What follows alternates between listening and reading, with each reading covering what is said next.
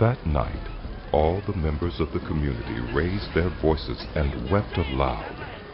All the Israelites grumbled against Moses and Aaron, and the whole assembly said to them, "If only we had died in Egypt, or in this wilderness. Why is the Lord bringing us to this land only to let us fall by the sword? Our wives and children will be taken as plunder. Wouldn't it be better for us to go back to Egypt?" And they said to each other, "We should choose a leader and go back to Egypt." Then Moses and Aaron fell face down in front of the whole Israelite assembly gathered there.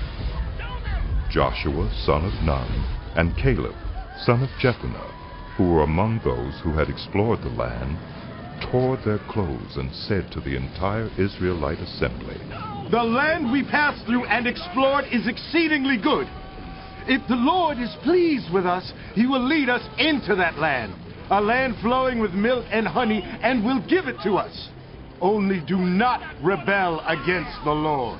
Do not be afraid of the people of the land, because we will devour them. Their protection is gone, but the Lord is with us. Do not be afraid of them. But the whole assembly talked about stoning them. Then the glory of the Lord appeared in the tent of meeting to all the Israelites. The Lord said to Moses, "How long will these people treat me with contempt? How long will they refuse to believe in me, in spite of all the signs I have performed among them? I will strike them down with a plague and destroy them. But I will make you into a nation greater and stronger than they." Moses said to the Lord, "That the Egyptians will hear about it. By your power, you brought these people up from among them, and they will tell the inhabitants of this land about it. They have already heard that you, Lord, are with these people, and that you, Lord, have been seen face to face. That your cloud stays over them, and that you go before them in a pillar of cloud by day and a pillar of fire by night. If you put all these people to death, leaving none alive, the nations who have heard this report about you will say, 'The Lord was not able to bring these people into the land he promised them on oath, so he slaughtered them in the wilderness.' Now, may the Lord's strength be displayed.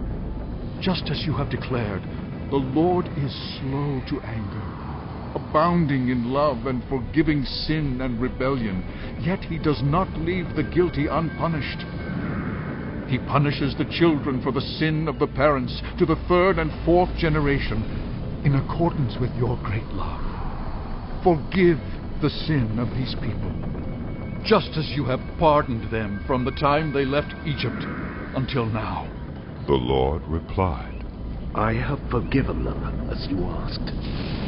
Nevertheless, as surely as I live, and as surely as the glory of the Lord fills the whole earth, not one of those who saw my glory and the signs I performed in Egypt and in the wilderness, but who disobeyed me and tested me 10 times, not one of them will ever see the land I promised on oath to their ancestors. No one who has treated me with contempt will ever see it.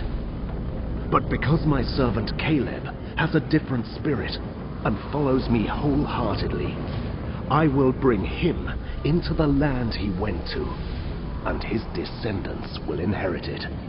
Since the Amalekites and the Canaanites are living in the valleys, turn back tomorrow and set out toward the desert along the route to the Red Sea."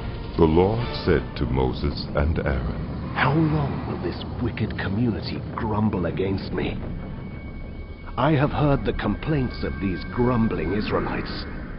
So tell them, 'As surely as I live, declares the Lord, I will do to you the very thing I heard you say. In this wilderness, your bodies will fall.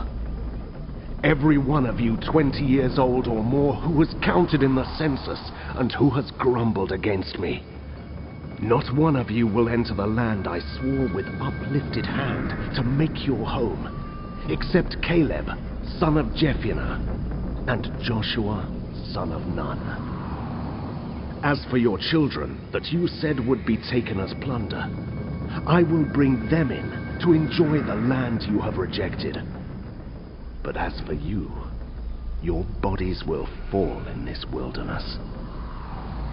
Your children will be shepherds here for 40 years, suffering for your unfaithfulness until the last of your bodies lies in the wilderness. For 40 years, 1 year for each of the 40 days you explored the land, you will suffer for your sins and know what it is like to have me against you.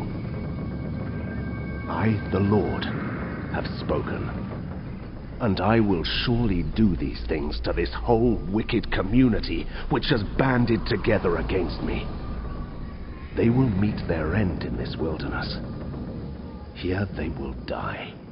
So the men Moses had sent to explore the land, who returned and made the whole community grumble against him by spreading a bad report about it.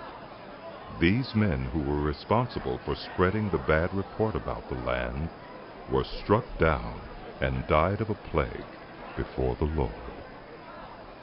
Of the men who went to explore the land, only Joshua, son of Nun, and Caleb, son of Jephunneh, survived. When Moses reported this to all the Israelites, they mourned bitterly. Early the next morning they set out for the highest point in the hill country, saying, Now we are ready to go up to the land the Lord promised. But Moses said, Why are you disobeying the Lord's command? This will not succeed. Do not go up, because the Lord is not with you. You will be defeated by your enemies, for the Amalekites and the Canaanites will face you there. Because you have turned away from the Lord, he will not be with you, and you will fall by the sword.